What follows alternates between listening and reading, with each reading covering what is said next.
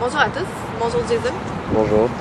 Aujourd'hui, on va discuter brièvement d'un sujet, c'est les types d'amour.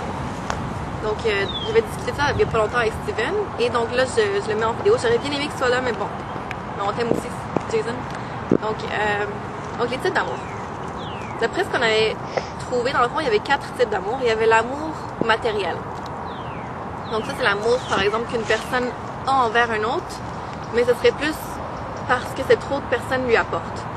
Donc, je sais pas moi, une grosse maison, une voiture, des cartes de crédit presque, disons-nous, illimitées. Donc, illimité, c'est encore un grand mot, mais en tout cas. Donc, des cartes de crédit avec bien gardées. Et donc, ça, c'est le premier type d'amour.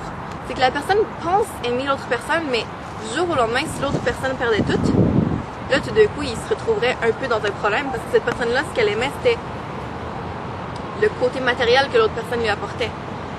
Ça, c'est dans ces cas-là, on voit souvent, par exemple, peut-être une personne très âgée qui va sortir avec une jeune femme, alors que on sait tous par moment que c'est pour l'argent, en effet. Donc, le deuxième type d'amour, ce serait l'amour physique.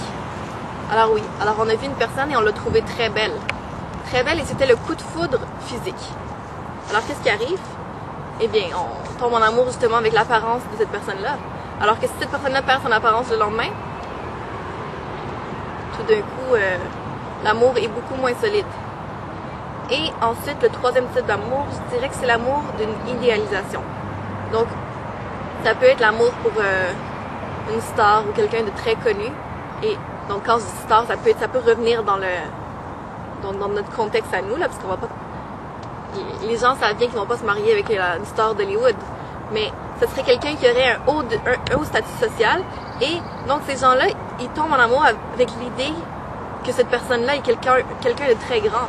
Mais en réalité, parfois, quand on apprend à connaître l'autre personne, on se rend compte que, dans le fond, on s'est peut-être juste fait une idée trop grande de cette personne-là. Alors moi, je dirais que l'amour véritable, bon, ça c'est vraiment à discuter, mais c'est quand la personne, justement, va tomber en amour avec quelqu'un, mais c'est pour...